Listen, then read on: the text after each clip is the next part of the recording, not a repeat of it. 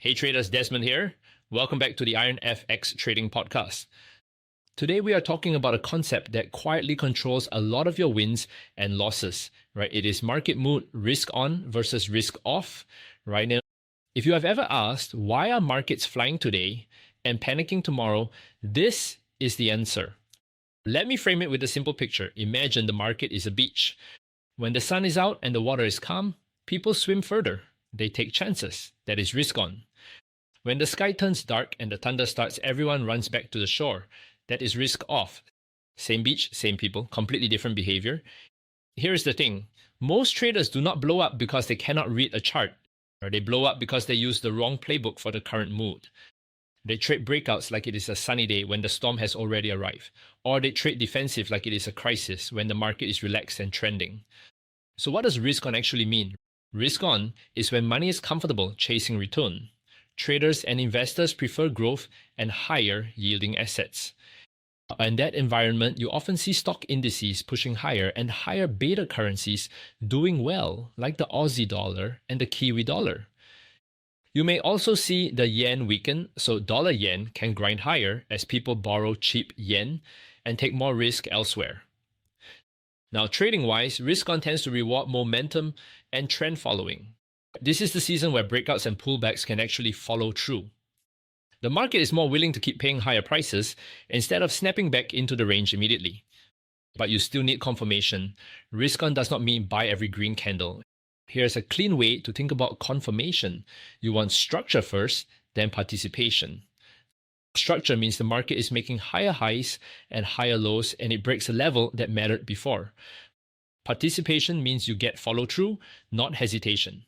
Stronger candles, cleaner closes, or a breakout that holds instead of instantly failing. If you break out and then stall with long wicks and no progress, that is often a liquidity grab, not a real risk on move. And yes, risk on comes with a very specific trap. The trap is chasing. In risk on conditions, the market loves to pop above a range, pull everyone in, and then dip back inside just to punish late entries. Right?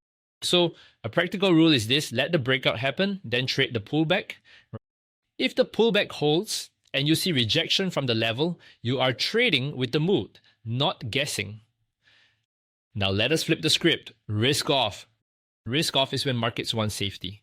Uncertainty rises and capital starts looking for shelter. This can be triggered by inflation surprises, growth scares, geopolitical headlines, or a shock from a major central bank. The details change, but the behavior is consistent. Protect capital first, chase returns later. In risk off, you often see stock indices selling off and volatility rising. You frequently see demand for the United States dollar, and also safe haven flows into the yen and the Swiss franc. Gold can also act defensive, but do not treat that as automatic. Right? Sometimes gold drops first if traders are forced to sell to cover margin. Then it stabilizes and becomes the safe play after the first wave of panic. Trading risk off is different because the market can move violently. This is not the time to trade oversized, to be casual with stops. Spreads can widen, moves can accelerate, and pullbacks can be sharp. So the edge usually comes from patience. You either trade in the direction of the new move after a clear pullback, or you wait for the market to form a base before looking for a reversal. Let me give you a practical example. Imagine the S&P 500 breaks below a major support level. At the same time, dollar yen drops hard, meaning the yen is strengthening. That is a classic risk of footprint. Fear is showing up across markets, not just in one chart. Now you look at gold.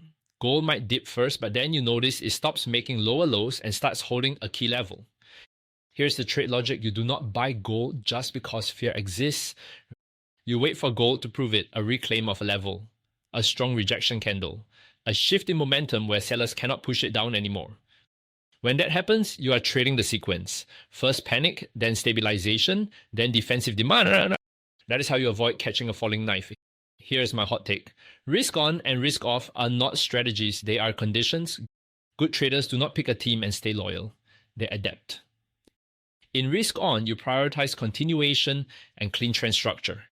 In risk off, you prioritize defense, confirmation, and position sizing that respects volatility. If you want a simple daily routine, keep it simple on purpose. Check one major index for direction, like the S&P 500. Check the dollar index for broad dollar strength. Check dollar yen for risk appetite versus safety. And check gold as a defensive tell. You are not predicting, you are reading the room. Now let us talk psychology, because this is where traders get exposed. If you struggle with fear of missing out, risk on conditions will bait you into chasing. Your rule should be, I trade the pullback, not the first candle. If you love calling tops and bottoms, risk-off conditions will tempt you into buying too early. Your rule should be, I wait for proof, not hope. And one more thing, when volatility rises, your position size should shrink. If the market is moving like a shaken bottle of soda, you do not open it with your face right over the cap. You give it space, you stay control, you stay alive. So here's the takeaway. Risk on is the market leaning into opportunity. Risk off is the market running back to safety. Your edge is not being right about the story. Your edge is matching your execution to the condition. Trade the environment, trade confirmation, respect volatility. Right?